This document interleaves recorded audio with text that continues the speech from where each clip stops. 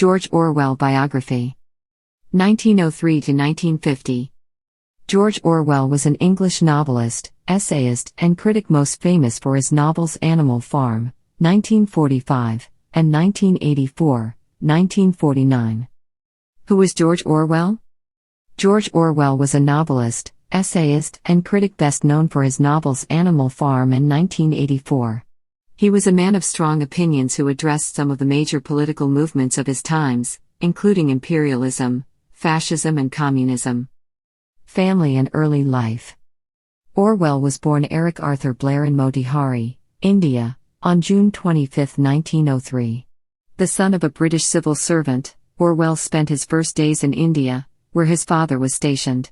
His mother brought him and his older sister, Marjorie, to England about a year after his birth and settled in Henley-on-Thames. His father stayed behind in India and rarely visited. His younger sister, Avril, was born in 1908. Orwell didn't really know his father until he retired from the service in 1912. And even after that, the pair never formed a strong bond. He found his father to be dull and conservative. According to one biography, Orwell's first word was beastly. He was a sick child, often battling bronchitis and the flu. Orwell took up writing at an early age, reportedly composing his first poem around age 4.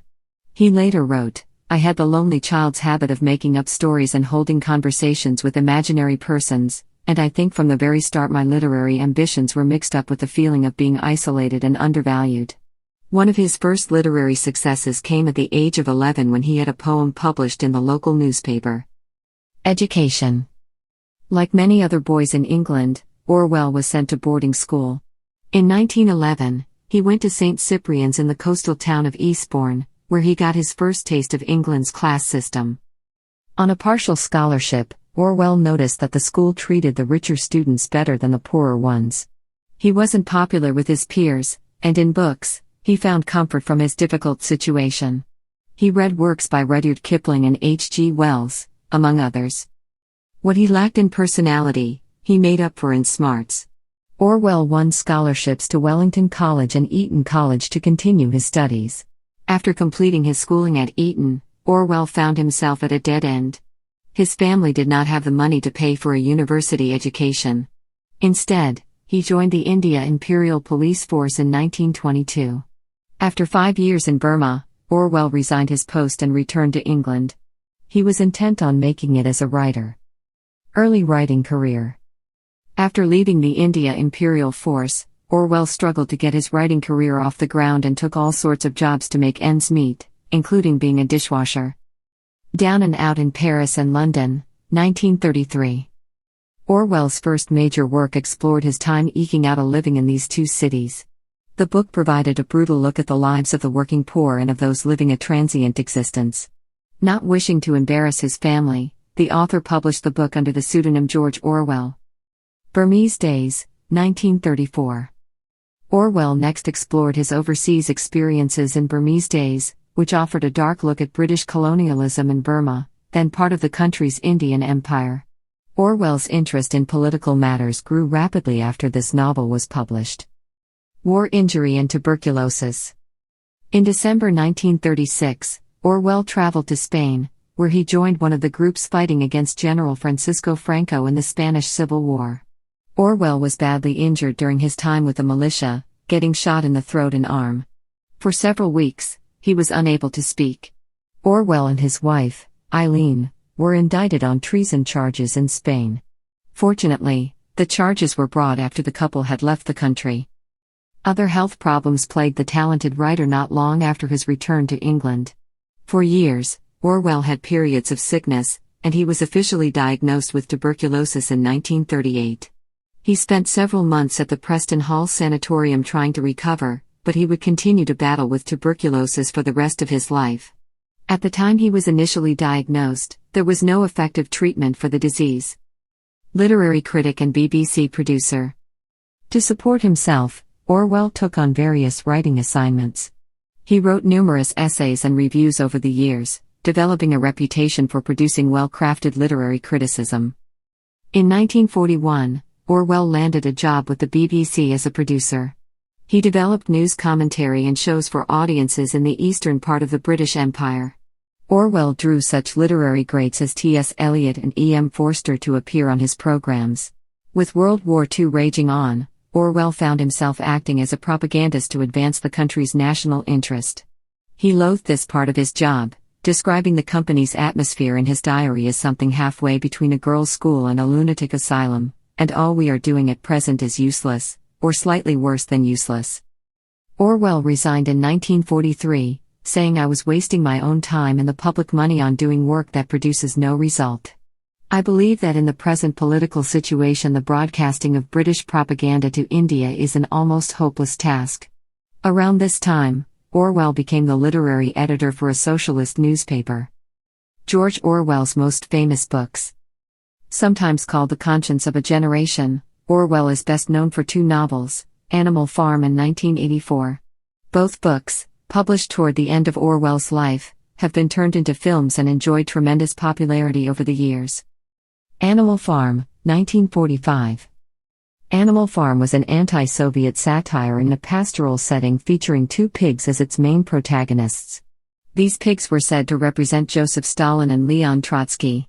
The novel brought Orwell great acclaim and financial rewards. 1984, 1949. Orwell's masterwork, 1984, or 1984 and later editions, was published in the late stages of his battle with tuberculosis and soon before his death. This bleak vision of the world divided into three oppressive nations stirred up controversy among reviewers, who found this fictional future too despairing. In the novel, Orwell gave readers a glimpse into what would happen if the government controlled every detail of a person's life, down to their own private thoughts. Essays by George Orwell. Politics and the English Language. Published in April 1946 in the British literary magazine Horizon, this essay is considered one of Orwell's most important works on style. Orwell believed that ugly and inaccurate English enabled oppressive ideology and that vague or meaningless language was meant to hide the truth. He argued that language should not naturally evolve over time but should be an instrument which we shape for our own purposes. To write well is to be able to think clearly and engage in political discourse, he wrote, as he rallied against clichés, dying metaphors and pretentious or meaningless language. Shooting an Elephant. This essay, published in the literary magazine New Writing in 1936, discusses Orwell's time as a police officer in Burma, now known as Myanmar, which was still a British colony at the time. Orwell hated his job and thought imperialism was an evil thing. As a representative of imperialism, he was disliked by locals. One day, although he didn't think it necessary, he killed a working elephant in front of a crowd of locals just to avoid looking a fool. The essay was later the title piece in a collection of Orwell's essays, published in 1950, which included My Country Right or Left, How the Poor Die and such were the joys. Wives and Children. Orwell married Eileen O'Shaughnessy in June 1936, and Eileen supported and assisted Orwell in his career. The couple remained together until her death in 1945. According to several reports, they had an open marriage, and Orwell had a number of dalliances. In 1944 the couple adopted a son, whom they named Richard Horatio Blair, after one of Orwell's ancestors. Their son was largely raised by Orwell's sister Avril after Eileen's death. Near the end of his life, Orwell proposed to editor Sonia Brownell. He married her in October 1949, only a short time before his death. Brownell inherited Orwell's estate and made a career out of managing his legacy. Death. Orwell died of tuberculosis in a London hospital on January 21, 1950. Although he was just 46 years old at the time of his death, his ideas and opinions have lived on through his work. George Orwell's statue. Despite Orwell's disdain for the BBC during his life, a statue of the writer was commissioned by artist Martin Jennings and installed outside the BBC in London. An inscription reads, "If liberty means anything at all, it means the right to tell people what they do not want to hear." The 8-foot bronze statue, paid for by the George Orwell Memorial Fund, was unveiled in November 2017. Would he have approved of it? It's an interesting question. I think he would have been reserved, given that he was very self-effacing, Orwell's son Richard Blair told the Daily Telegraph. In the end I think he would have been forced to accept it by his friends. He would have to recognize that he was a man of the moment.